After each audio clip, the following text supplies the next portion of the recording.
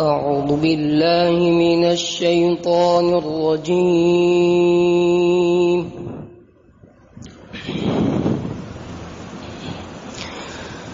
بسم الله الرحمن الرحيم.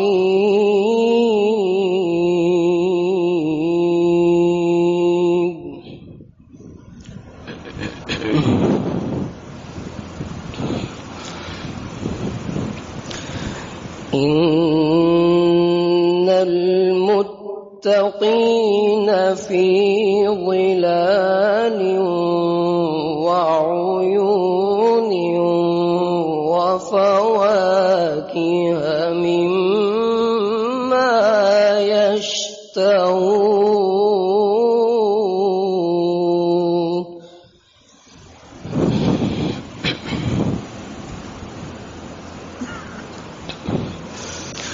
كلوا واشربوا هنيئا بما كنتم تعملون.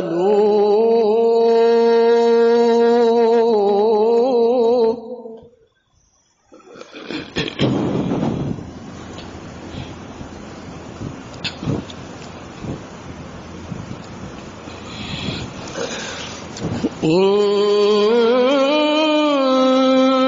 المتقين في ظلال وعيون وفواكه مما يشتهون.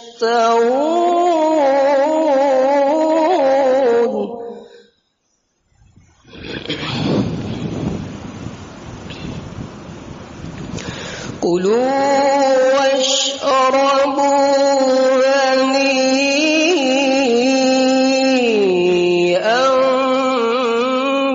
بما كنتم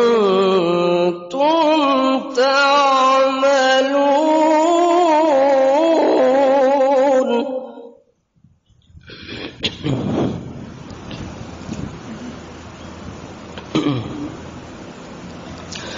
إنا كذلك نجزي المحسنين. ويل يومئذ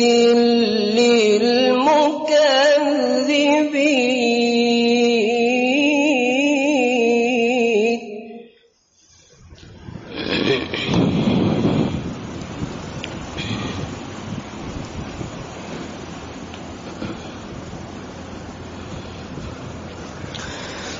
كلوا وتمتعوا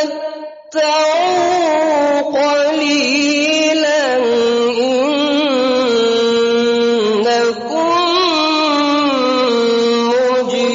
مجرمون.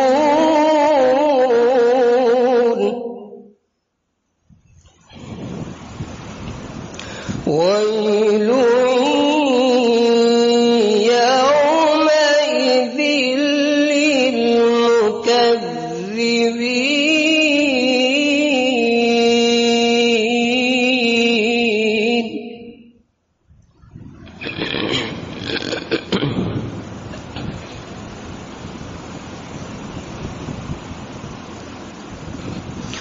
وإذا قيل لهم اركعوا لا يركعون. ويل يومئذ للمكذبين.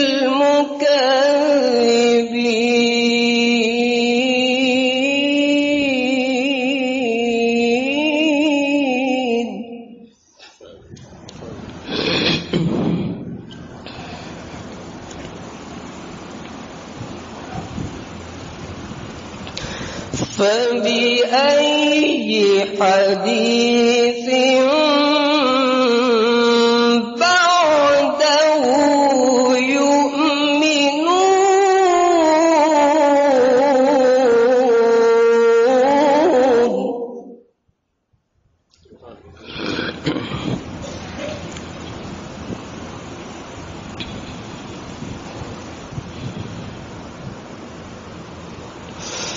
وإذا قيل لهم اركعوا لا يركعون ويل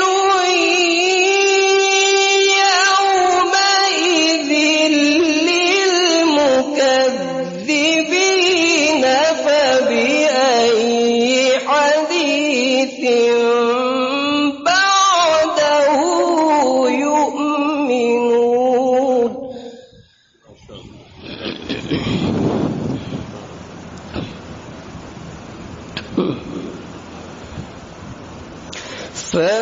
فبأي حديث بعده يؤمنون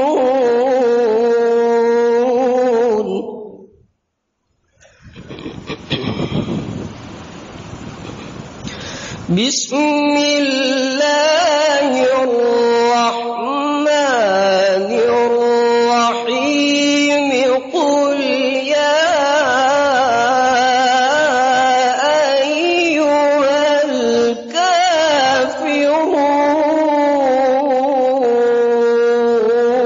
الكافرون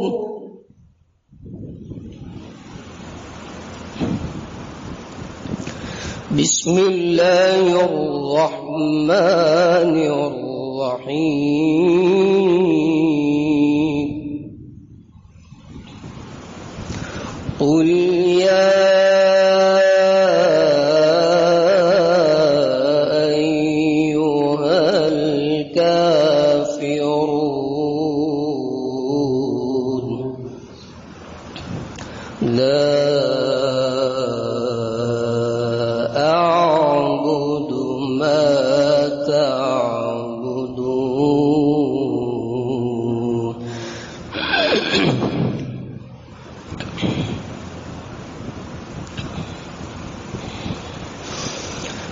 قل يا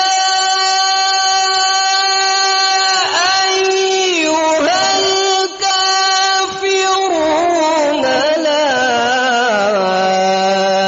أعبد ما تعبدون ولا أنتم عابدون ما أعبد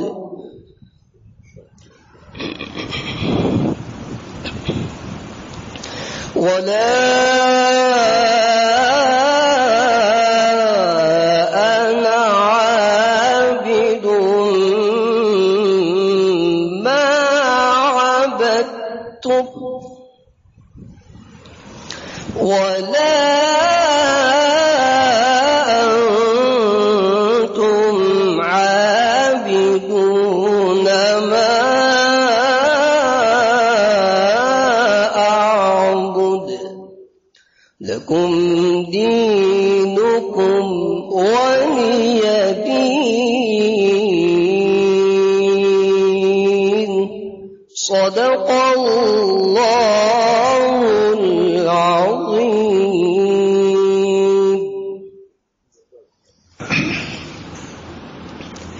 الحمد لله نحمده ونستعينه ونستغفره ونؤمن به ونتوكل عليه ونعوذ بالله من شرور أنفسنا ومن سيئات أعمالنا من يهده الله فلا مضل له ومن يضلل فلا هادي له ونشهد أن لا إله إلا الله وحده لا شريك له ونشهد أن سيدنا ونبينا ومولانا محمدا عبده ورسوله صلى الله تعالى عليه وعلى آله وأصحابه وأزواجه وذرياته وسلم تسليما كثيرا كثيرا. أما بعد، أعوذ بالله من الشيطان الرجيم. بسم الله الرحمن الرحيم. والعصر إن الإنسان لفي خسر إلا الذين آمنوا وعملوا الصالحات وتواصوا بالحق وتواصوا بالصبر. صدق اللہ العظیم. دوستو، بزرگوں، عزیزوں، الحمدللہ یہ سلسلہ 17 سال سے چل رہا ہے. 30-35 سال سے چل ہی رہا ہے. آتا ہوں جہاں تو ہو سکتا ہے کتاب و سنت کی باتیں سناتا ہوں, اس کے ضمن میں بزرگوں کی باتیں بھی سناتا ہوں. کتاب اللہ سنت رسول اللہ, یہ بنیادی اصول ہے. لکھتے ہیں بدرالدین حضرت تھانوی نے نقل کیا ہے, معیار انکار بس شرط. اس کام کی بنیاد 3 چیزوں پر ہے. معیار برس شرط 3 چیزوں پر ہے, کتاب اللہ و سنت رسول اللہ و سیرت سلف. الحمدللہ ڈھابے میں گیا تھا, سب میں اسی کو بیان کیا. معیار انکار برس شرط, اتنی فارسی تک جانی جاتے لوگ, اس میں مزہ آتا ہے پڑھ کے ترجمہ کرنے میں. معیار انکار برس شرط, کتاب اللہ سنت رسول اللہ اور سیرت سلف. کیا مشکل ہے, 3 چیزیں, لیکن یاد نہیں ہوگا, 10 مرتبہ سنے ہوگا. معیار انکار بس سے ہم نے یاد تو نہیں کیا, حضرت سے 2 مرتبہ سنا, یاد ہو گیا. مناسبت کی ضرورت ہے, ان علوم سے بھی مناسبت پیدا کرنے کی ضرورت ہے.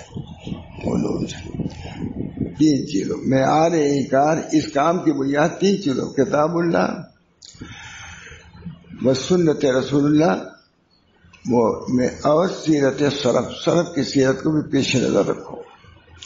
حضرت تھانوی نے تعلیم الدین میں رکھا. کتاب اللہ اور سنت رسول اللہ, جیسے کتاب اللہ لے لیا, سنت رسول اللہ کو بھی لینا ہے. دیکھ کتاب اللہ اور سنت رسول اللہ پر عمل کیسے ہوگا, سیرت سلف. تمام ہمارے اکابر نے اس کو پیش نظر رکھا ہے, چاہے شاہ انور صاحب ہو, ہمارا تھانوی ہو, ہمیشہ بنیاد رکھا. بنیاد تو 2 ہی اصل, کتاب اللہ اور سنت رسول اللہ. سیرت سلف اس کو سمجھنے اور سمجھانے کے لیے اور عمل کے لیے. ہمارے سلف نے کیسے یہ کام کیا ہے, کس طرح کیا ہے, یہ سیرت سلف سے معلوم ہوگا. اس بنا پر سیرت سلف کی جو کتابیں ہیں ان کو بھی پڑھتے رہنا چاہیے. میں بیان کرتا ہوں ہمارے دیوبند نے کہا, تو کہتے ہیں مولانا یہ کہاں سے ہم نے بیان کیا ہے. میں نے کہا امیر الروایات ہے, دیکھ لو سمجھ آ جائے گا. میں نے کہا بخاری کے حاشیے میں نہیں ملے گا. سیرت سلف ہمارے بزرگوں نے, شاہ انور صاحب نے کیسے عمل کیا, شیخ الہند نے کیسے عمل کیا, وہاں تھانوی نے کیسے عمل کیا, ان چیزوں کو پیش کرنے کی ضرورت ہے. رشید رضا مصری جب آئے, شاہ انور صاحب نے ان سے بات کیا, کلام کیا. ظاہری کتاب علی مصر کا زبردست, شاہ صاحب نے عربی میں کلام کیا اور انہوں نے کہہ دیا مولانا انور شاہ نے جو اپنے شیخ کی خصوصیات بیان کی ہیں اسے میں راضی ہوں. یہ بات ان کا کہنا بہت بڑی بات ہوئی. اور بھی الفاظ ہیں دوستو, ہم کو بھی سمجھنا چاہیے ہمارے بزرگوں نے کیا کیا ہے, کس موقع پر کیا کیا ہے. اصل تو کتاب اللہ اور سنت رسول اللہ, لیکن اپنے بزرگوں کی سیرت ہم کو پڑھنا بھی چاہیے, سننا بھی چاہیے, سنانا بھی چاہیے صحیح طور سے. مگر اللہ تعالیٰ نے ہم لوگوں کو یہ موقع دیا ہے, اور آپ حضرات بہت سے پرانے بھی ہوں گے, 30-33 سال سے آتا ہوں تو یہی تو سناتا ہوں. بزرگوں کی باتیں بھی ہیں, کتاب و سنت کے ساتھ اصل اسی کو رکھتا ہوں, لیکن اس کی توضیح ان بزرگوں کے حالات سے. ہمارا اور آپ کا طور و طریقہ یہی ہونا چاہیے کہ ہم اللہ تعالیٰ کی باتوں کو سنائیں, حدیثوں کو سنائیں. میں گیا تھا لندن میں تھا ایک دفعہ, تو بہت سے دوسرے ملکوں کے عالم آتے تھے. ہمارے بھوٹا صاحب نے کہا کہ میں حدیث ہی سنا دیا کریں, یہی کافی ہے. کہتے ہیں کچھ نہیں, حدیث سے سناؤ. ریاض الصالحین کتاب ہے, اس کو پیش نظر رکھنے کی ضرورت ہے. جیسے کتاب اور ہے, اسی طرح ریاض الصالحین ایک کتاب ہے جس کو پیش نظر رکھنے کی ضرورت ہے. کتاب و سنت سے انہوں نے تصوف کے ابواب قائم کیے ہیں, ابواب. اس بنا پر علماء کو خاص طور سے ریاض الصالحین کو پیش حضرت شاہ ولی اللہ صاحب نے اپنے نصاب کے اندر ریاض الصالحین لکھا ہے. علامہ تشریف لے گئے تو پڑھا کیا فرمایا کیا پڑھتے ہو؟ میں نے کہا حضرت یہ اور ریاض الصالحین. کہا یہ تو متداول کتاب میں سے نہیں ہے ریاض الصالحین. تو میں نے حضرت سے جا کہا حضرت کو استاد تھے وہ لیکن میں نے کہا کہ حضرت انہوں نے یہ کہا. فرمایا بھائی کہہ دو کہ حضرت شاہ ولی اللہ نے جو نصاب پائے ہیں اس میں ریاض الصالحین کو رکھا. بچوں کو خاموش. ریاض الصالحین کتاب اللہ و سنت رسول اللہ. اللہ تعالی ہم سب کو کی توفیق دے.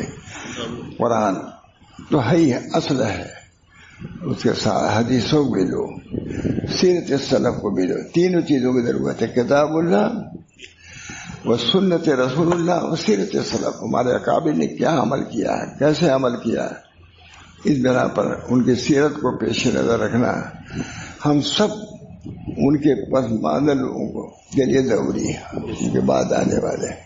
اللہ ہم سب کو ایک توفیق دے. یہ سب بزرگان دین نے سیرت کی کتابیں لکھی بھی گئی ہیں, علماء نے ہمارے لکھی ہیں, کیسی کسی کتابیں بھی لکھی جا رہی ہیں, ان کو پیش نظر رکھنے کی ضرورت ہے. اللہ ہم سب کو توفیق دے. سیرت سلف پر میں کہہ رہا ہوں, اللہ تعالیٰ نے ہم کو یہ موقع دیا ہے, بہت بڑا موقع ہے, بہت کم لوگوں کو یہ موقع ملا ہے. اتنے مسلسل 32-33 سال سے سلسلہ چل رہا ہے, یہ بہت کم لوگوں کو موقع ملا. اتنے لوگ جب وہیں رہتے ہیں کبھی بیشی کے ساتھ. یہ میرے لیے بھی سعادت کی بات ہے کہ کتاب اللہ اور سنت رسول اللہ اور سیرت سلف کے پیش کرنے کی توفیق مل رہی ہے. میں یہاں کے منتظمین خاص ہے محترم صاحب کا میں شکریہ ادا کرتا ہوں. انہوں نے موقع دیا, یہاں بیٹھایا.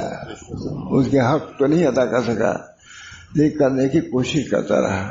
علماء بھی آتے ہیں, رہے ہمیشہ سے علماء رہے. اللہ تعالیٰ میرے اس خدمت کو قبول فرمائے, کامیاب فرمائے اور اس سلسلہ جاری و ساری ہو. ہم لوگوں کو حدیث پڑھاتے تھے وہاں شاہ رسول اللہ صاحب, کہا تم لوگ کیا کرو گے؟ ہم لوگ کہتے تھے پڑھائیں گے. سر کہا بہت مشکل ہے لیکن جاری رکھنا. بہت مشکل ہے کہ اس سلسلے میں رہو, جہاں تو ہو سکے اسی سلسلے میں رہنے کی کوشش کرو تاکہ تمہارا پڑھنا پڑھانا محنت سے کارآمد ثابت ہو. اس بنا پر اس چیز کی ضرورت ہے. حضرت حبیب الرحمن صاحب آدمی تشریف لے گئے حضرت کی خدمت میں. جب جانے لگے تو مجھ سے خود حضرت نے کہا کہ مولانا سے کہا کہ جو علم ان کو ہے اس کو ایسے لوگوں کو چھوڑ دیں جو ان کی اس علم کو جاری رکھیں. مجھ سے خود کہا محمد رحمان سے آدمی سے کہنے کے لیے. حضرت جو کہ بڑے تھے حضرت عمر میں, تو فرمایا کہ ایسے اس میں ایسے علوم جو ہیں صحیح معنی میں علوم کتاب و سنت کے علماء کے سینوں میں رہنا چاہیے, اس کو پہنچانے کی کوشش کرنی چاہیے. ترجمہ جب لکھنا ہوا شاہ ولی اللہ صاحب پر تو کہتے ہیں کہ میں نے دیکھا کہ لوگ مجلسوں کو پر رونق کر کے گلستان سعدی دیوان حافظ کو سنتے سناتے ہیں. لکھے بہت عمدہ لکھا ترجمہ شاید. تو میرے دل میں آیا کہ جب ان کتابوں کو نقل منزل کیا تو کیوں نہ کتاب اللہ کو کیا جائے. صحابہ کرام علیہ رضوان اللہ اجمعین وہ بیٹھتے تھے, ہر ایک دوسرے کو قرآن سناتا تھا. اس کے لیے اب عربی دہلی کے لوگ یا ہم لوگ عربی میں تو نہیں سلسلہ جاری کر سکتے تھے, تو میں نے سوچا کہ اس کا ترجمہ کر دوں تاکہ یہ سلسلہ جاری ہو جائے. شاہ صاحب لکھتے ہیں, شاہ ولی اللہ صاحب, تو بہت لکھا بھی انہوں نے. اللہ تعالیٰ اس سلسلے کو علم کا سلسلہ رہے گا انشاءاللہ, عمل کا بھی رہے گا. علم کھل کھلاتا ہے عمل کی طرف. علم جو ہے لے آتا, صحیح علم عمل کا دائی ہوتا ہے, عمل کا تعلیم ہوتا ہے, دائی ہوتا ہے. اس صحیح علم کے بعد عمل سے آدمی پورا نہیں رہ سکتا. علم ہی میں اگر کمی ہے, نیت ٹھیک نہیں یا کوئی بات ہے, تو پھر تو عمل سے بھاگتا ہے اس سے. اور علم اگر صحیح ہے تو علم ضرور عمل پر لائے گا, ابھارے گا بھی, اس وقت قائم ہی نہیں کرے گا. اس وجہ سے علم کی ضرورت ہے. علم کتاب, علم سنت بہت بڑی چیز ہے. اللہ تعالیٰ اس چیز کو باقی رکھنے کی ہم سبھی کو توفیق دے. میں صرف علماء ہی کو نہیں کہتا بلکہ عوام کو بھی کہتا ہوں کہ تم جانو کہ کتاب اللہ کیا ہے. کچھ نہ کچھ تھوڑا سا ترجمہ بھی جانو، حدیثوں کا ترجمہ جانو کہ آپ کے نبی نے کیا کہا ہے، آپ سے کس چیز کا مطالبہ کیا ہے، آپ کے نبی نے کیا ہے، نصیحت کیا ہے، اخلاق کی تعلیم دی ہے، انہوں نے اوصاف تلاوت کی توجہ دیا تلاوت کی طرف. تو ان چیزوں کو پیش نظر رکھنا ہم سب لوگوں کی ضروری ہے. اللہ ہم سب کو توفیق دے. اگر یہ مجلس کا خلاصہ تو یہی ہے، لیکن چونکہ ترجمہ کرنے کا سوچ کے آیا ہوں تو ترجمہ صرف سنا دیتا ہوں. اللہ تعالیٰ ہم سب لوگوں کو توفیق دے. کیونکہ قرآن جب پڑھا جاتا ہے تو کچھ نہ کچھ تو سمجھ میں آتے ہی ہے، تو اس کا ایک اثر ہوتا ہے. ہر مرتبہ یہ ہوتا ہے کہ اس پہ بیان کروں گا تو اب کتنا بیان کرے گا آدمی. تو یہ سوچا تھا کہ یہ سناؤں گا. ہر مرتبہ جب سنا جاتا ہے ظاہر ہے کہ اس کے اندر خوف کے بھی آتے ہیں، رجا کے بھی آتے ہیں. اس بنا پر جنت کا بھی ذکر ہے، دوزخ کا بھی ذکر ہے. سب کا ہے. جنت سے رجا، دوزخ سے خوف پیدا ہونا لازمی ہے. اس بنا پر خیال ہوتا ہے کہ اس کا ترجمہ ہونا چاہیے، لیکن کہاں کا ترجمہ کرے گا. تو اس میں سے کچھ نہ کچھ کبھی کبھی انتخاب کر کے ترجمہ سنا بھی دیتا ہوں.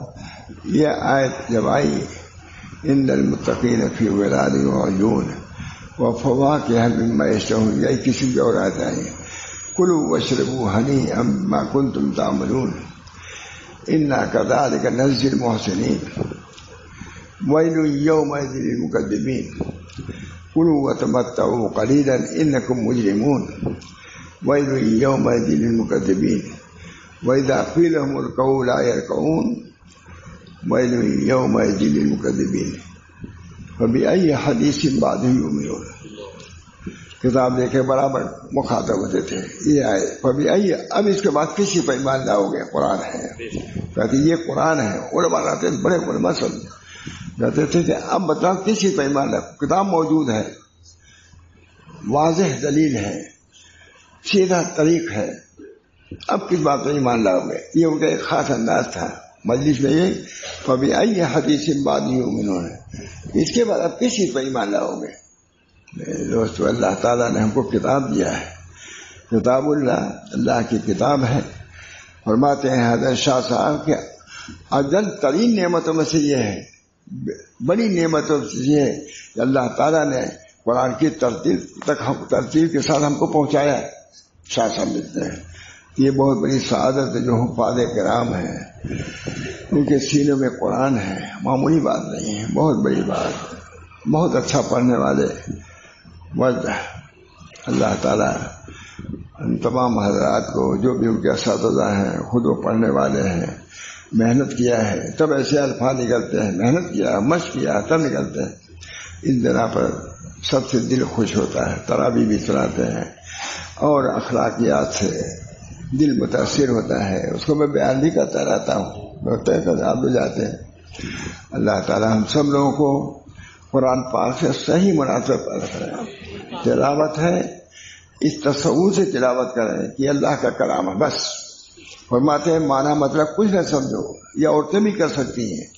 تلاوت کرنے سے پہلے یہ سوچ لو کہ خدا کا کلام ہے، یہ اللہ کا کلام ہے.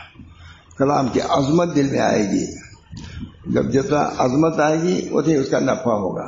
قرآن پاک، اس بنا پر اللہ تعالیٰ نے قرآن پاک کو نازل فرمایا.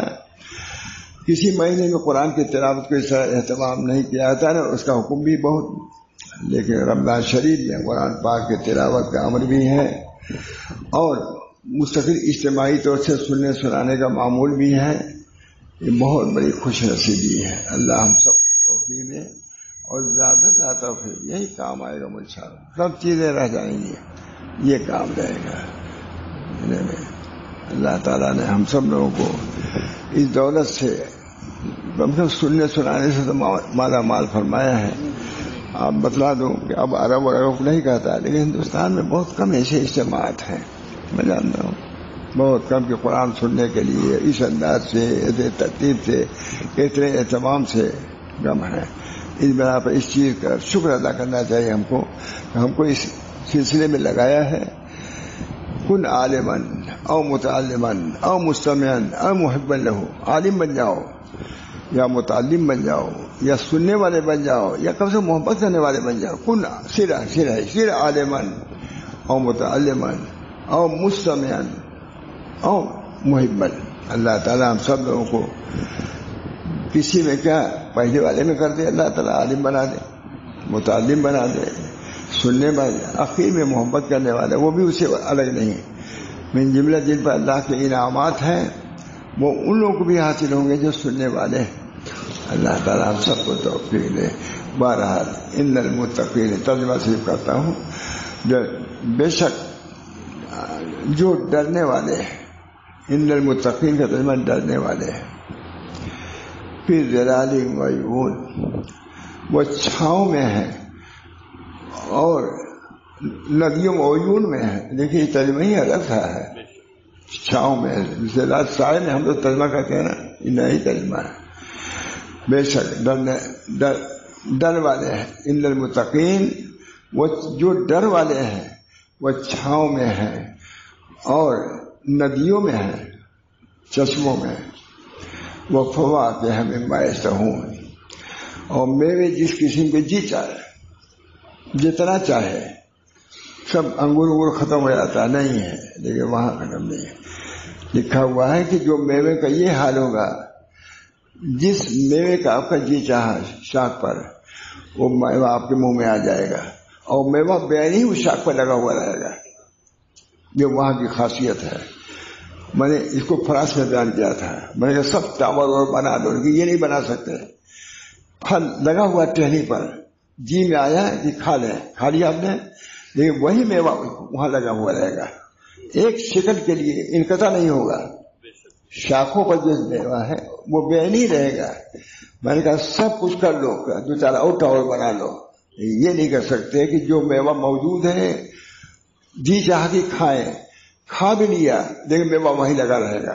کیونکہ اگر ایک سیکنڈ کے لیے بھی انقطاع ہو, لا ممنوعۃ ولا مقطوعۃ, خراب ہو جائے گا. وہاں کی جنت کی نہ ممنوع ہے نہ مقطوع ہے, ختم نہیں ہوگا اور نہ قطع ہوگا. یہاں کس کہتے ہیں اسٹاک رکھ دیے, آلو کا اسٹاک رہتا ہے, ختم ہو جائے گا کہ نہیں, بار اسٹاک رہتا ہے, معلوم ختم, آلو ختم, پیاز ختم ہو جائے نہیں, پھر اسٹاک در اسٹاک مگر ختم ہوتا ہے. لیکن وہاں کے اسٹاک میں کم نہیں. نہ مقطوعۃ ولا ممنوع, نہ مقطوع ہوگا نہ ممنوع ہوگا. بلکہ یہاں تک علماء نے لکھا ہے, اہل دل علماء نے لکھا ہے کہ ایک میوہ کھانے کی جی چاہے گا, پھل میوہ نہیں کہ پھل کھانے کی جی چاہے گا. جو پھل کھایا, جو چاہا وہی کھایا, اور جو کھایا وہی پھل لگا رہے گا. یہ وہاں کی خصوصیات ہے, وہاں کی خصوصیات ہے. لکھا ہے کہ دارالفنا کے لوگ اس بات کو سمجھ بھی نہیں سکتے کہ جو چیز کھایا وہی کھایا جو چاہا, اور جو چاہا کھایا وہ بے نہیں لگا ہوا رہے گا. کیونکہ اگر ایک سیکنڈ کے لیے اس شاخ سے الگ ہو جائے تو پھر تو دنیا کی صفتیں آخرت کی نہیں, آخرت میں سب باقی ہے. اس کو باقی کہتے ہیں, اس کو فانی کہتے ہیں. دنیا کی ہر چیز فانی ہے, وہاں کی ہر چیز باقی ہے. چنانچہ آیا ہے حسن کے بازار میں جائے گا آدمی, حسن کے, حسینوں نہیں, حسن کے بازار میں جائے گا. جس حسن کو چاہے گا چہرے میں آ جائے گا. لاکھوں حسن چہرے میں ہوں گے اور کوئی بدنمائی نہیں ہوگی. یہاں تو آپ سفیدی ایک مرتبہ دو مرتبہ بدنمائی آتی ہے. ہزاروں حسن ہوگا چہرے پر, لیکن کسی حسن کی وجہ سے بدنمائی نہیں ہوگی. وہاں کی چیز اللہ تعالیٰ نے لا اذن سمعت ومارت, نہ قانون سنا نہ آنکھوں نے دیکھا, ولا خطر علی قلب بشر, کہ اہل اللہ نے بیان کیا حدیثوں سے, ان کو مکشوف ہوا. خود نبی صلی اللہ علیہ وسلم نے بیان فرمایا. ان جزاؤں کو پیش نہ رکھو, بہت بڑی نعمت ہے. شاہ عبدالحق محدث دہلوی بھی آئے, جہانگیر کو نصیحت کیا. وہ آ نہیں رہے تھے مدینہ سے, لیکن ان کے شیخ نے کہا, شیخ کہ جاؤ, تم کو مدینے کی ضرورت نہیں ہے, ہندوستان کو ضرورت ہے, جاؤ وہاں. زبردستی بھیجا ان کو. آئے, جہانگیر کو نصیحت کیا.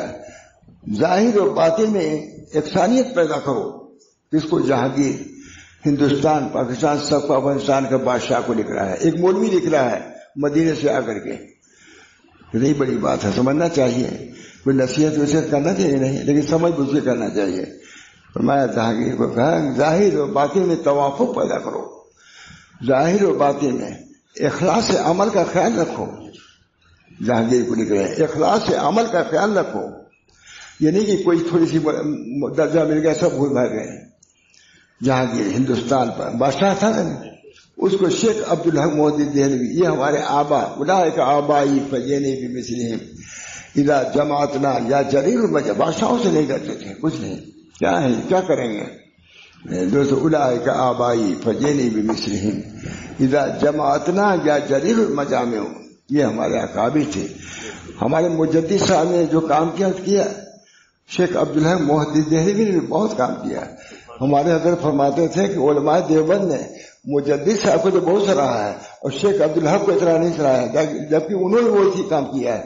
بھائی دھیان تھا مجددی مانا دارالعلوم کے علماء شیخ عبدالحق مودی. نصیحت ہی سنیے، ظاہر و باطن میں امتزاج پیدا کرو، ظاہر و باطن میں اخلاص عمل کا خیال رکھو.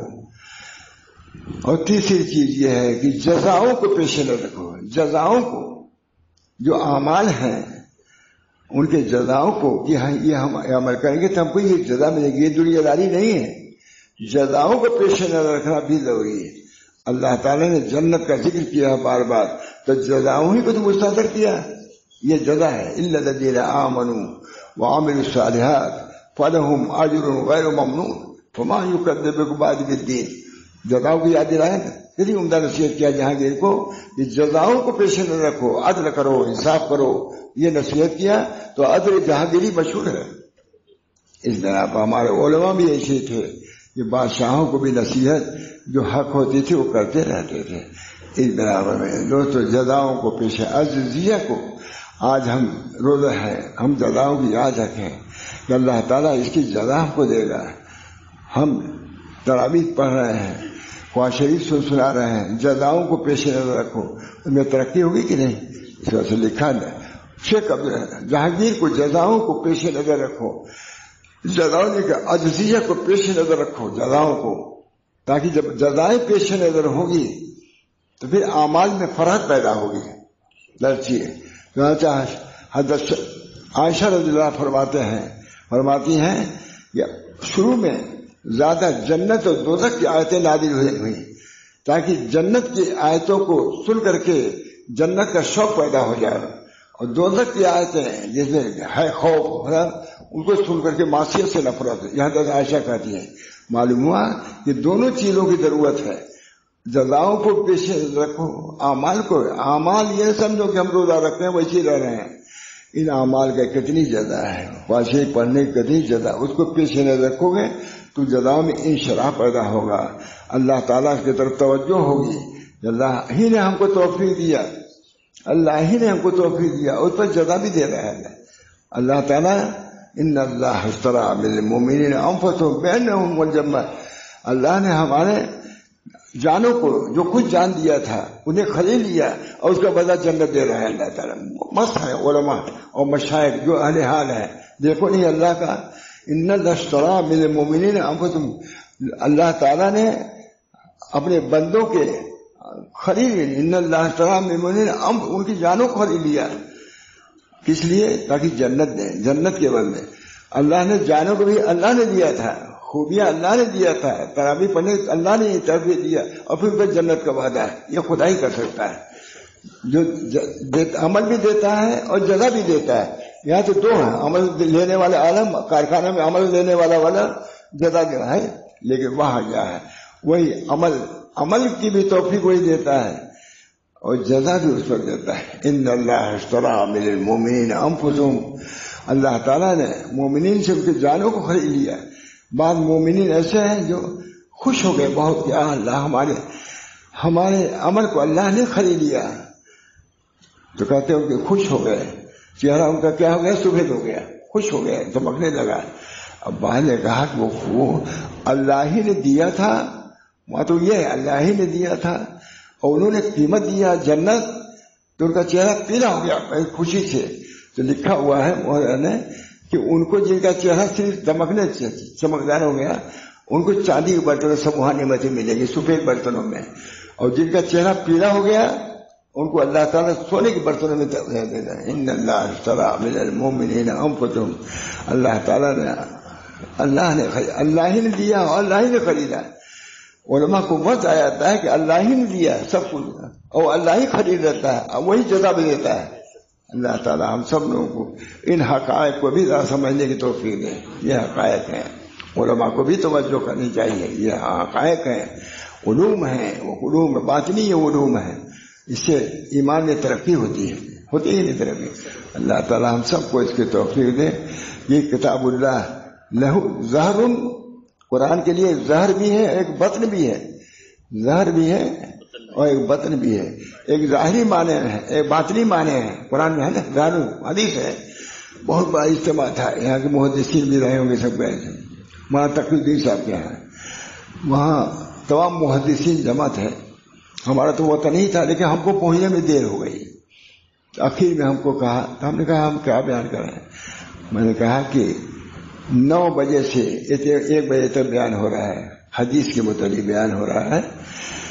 تو یہ بات ایک ذہن میں آتی ہے کہ حدیث میں آیا ہے کہ قرآن کے لیے ایک ظاہر ہے، ایک بطن ہے، ایک ظاہر ہے، ایک باطن ہے.